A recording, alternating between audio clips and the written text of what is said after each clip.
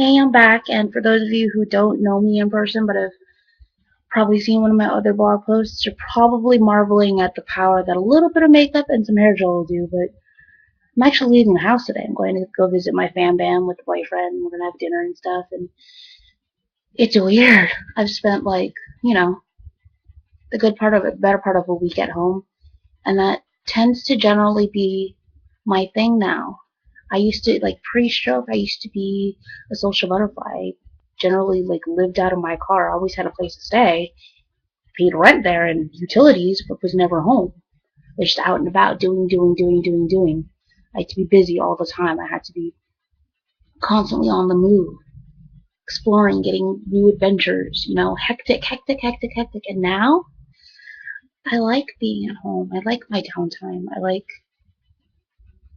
I'm kind of a hermit, like a homebody. Even when I have people over, after a few hours, I'm like, alright, I'm tired. And I know that it's just because I get overwhelmed easily and it's overstimulation, and that'll come with time, but honestly, I'm kind of enjoying it. I didn't think that that Cancerian part of me was ever going to kick in, the homebody. Total only takes an AVM stroke to do it. I had kind of an epiphany in the shower this morning. I've been thinking that at the, towards the end of this journey, I'll be a better person because I'll have meshed the pre-stroke Chisa with the post-stroke Chisa cohesively together. And I'll be a better version than I was ever going to be before. I still believe that I'm going to be a better me than I thought was possible, but I'm never going to be that old Chisa again. The part of me died that night of the stroke, All of my old walls, my old defense mechanisms, the way I used to react to things, handle things, think of things, all got washed away. And this is who I am now. And yeah, I can try to take the lessons from my pre-stroke life, but I think I've already started to do that. I think that those are innate lessons that, if you break your heart so many times or things affect your life in a big enough way, it doesn't matter what happens to you. Those lessons will stick with you if you truly learn them. So now, I'm trying to just make peace with the fact that I'm not going to be that girl anymore, and that the people that are waiting for me to be her again are going to be sorely disappointed. I'm not saying that I'm not as good as I was, but I was so unbelievably outgoing that people just assumed that I was giving them everything out front, that I was just an open book and an open heart, and that's why I had so many people that felt so close to me that I thought of as acquaintances or no, they're pretty cool to party with. They didn't really know me. I gave what a lot of people consider a lot right up front, but for me it was what I was comfortable with. So I'm going to show you and bombard you with all of this so that you don't dig deeper and you don't try to get to anything that actually means something to me, that actually affects me. So I bombard you with lots of stuff up front, and then it's only few and far between that even try to get deeper, let alone get past my walls and get to, see the real me. And now, I mean, by normal or by in comparison to the rest of the world, I'm still considered a fairly outgoing person, but it's nowhere near what it was before. And now, what I give you, what I tell you, what I open up to you, is vulnerable, and it's real, and it's what's on my mind. It's what's affecting me at the moment. It's what I can't escape because I don't have those walls anymore. I don't have those defense mechanisms. I don't. I'm really now an open book. And vulnerability used to scare the hell out of me. And now I'm vulnerable all the time. I'm not saying that I'm handling it well. I have my moments. But I think that was kind of a big thing to realize, that I'm not trying to regain who I was and then work on who I'm gonna be. I just need to focus on who I am now and go forward. And anything from that old persona that was meant to come with me will. And I mean, I still have my sense of humor. It's a little bit different. Um, but I still have a sense of humor. I'm still fairly outgoing. It's still me in a sense. But I think I'm okay not being that person who had to be everything to everyone. And not being that person who couldn't stay anywhere for longer than a few moments before I had to flitter somewhere else because I didn't know what to do with myself. I'm okay with having quality connections and quality moments that are fewer and farther between. Oh my god, I'm growing. Growing up, maturing. Oh, who'd have thought? Um, I'm also learning the people that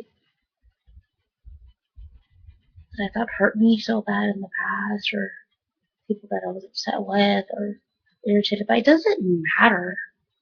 If they care and you care, that's a shot. That should be all that matters. And sure, yeah, there are people that are no longer a part of my life, but that doesn't mean that I don't love them anymore. It just means that I can't be what I was to them anymore. And that is all they needed me for. And we couldn't evolve together. But I don't blame anybody. It's just the way life goes. I hope that this is doing something. I hope that by me putting myself out here and sharing everything, somebody feels less alone, less hopeless.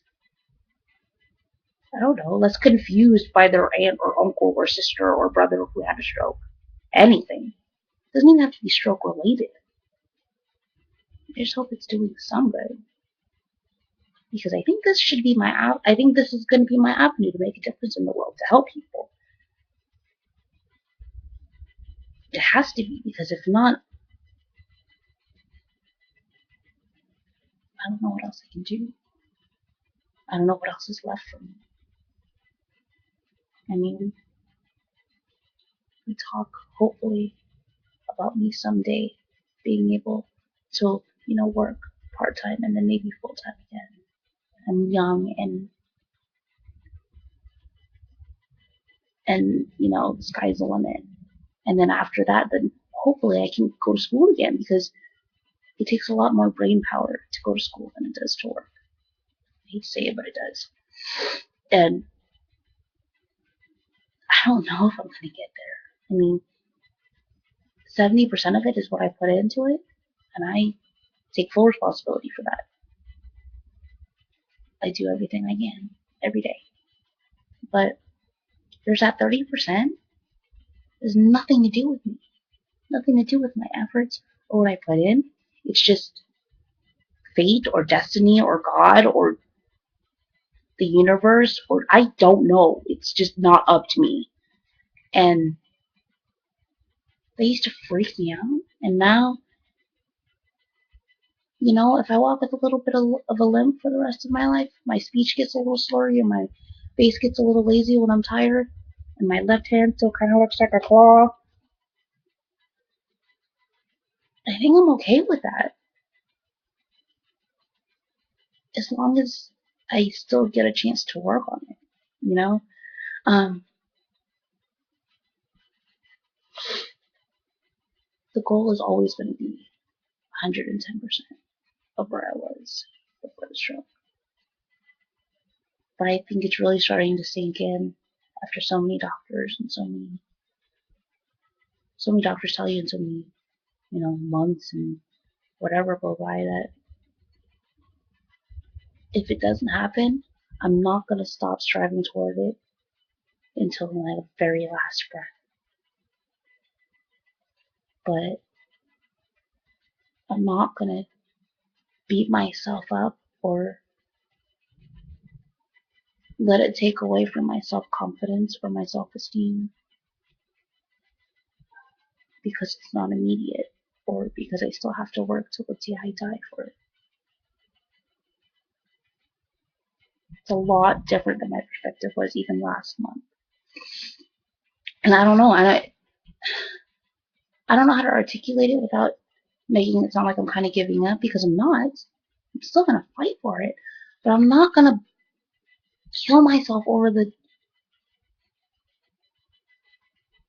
thought that, over the panic of it. That's what it is. I'm not going to, yeah, I can't. At this point, I have so much on my plate. I have so much to worry about that the unknown factors can't even be on my radar because they're unknown and I can't do anything about them. So I can control is what I can control. So, I have a tight budget, but I know how I'm going to pay my bills. And I owe money to a school that I may never go back to. But there's that chance that I might. Probably won't be at the top of my class like I was when I left, but I don't know.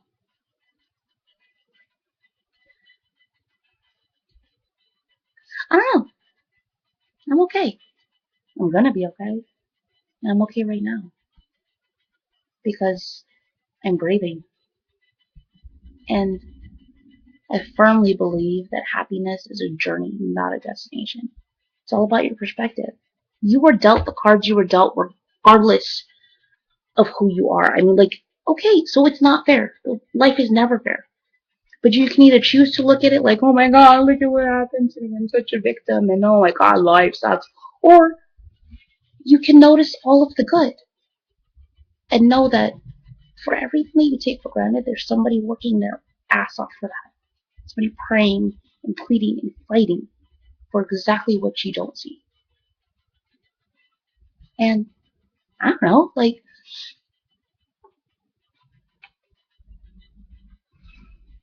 I'm a happy girl because I choose to be happy.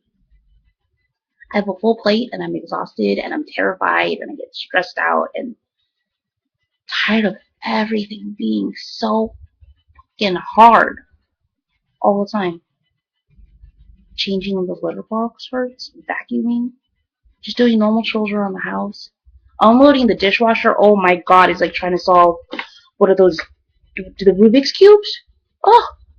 Spatial relations, definitely something I need to work on. But I get to work on it, and I get to do these things. And there was a time when I was in a wheelchair and I couldn't. And so you gotta be happy and grateful for everything that you have, because everything you have is a blessing. You're not entitled to any goddamn thing. Anything. So if you have breath in your lungs, be grateful. Anything beyond that is miraculous. And I sound like Pollyanna. I have my days. And you've seen some of them. You've read some of them. But it always boils back down to this, that life is what you make it. I could have easily... No, I couldn't have given up, but no. I don't even see how somebody could give up. Anyways, you could choose to give up. You could choose to suffer your life and all of its circumstances. You should be happy with what you have. It's your choice. I'll see you later.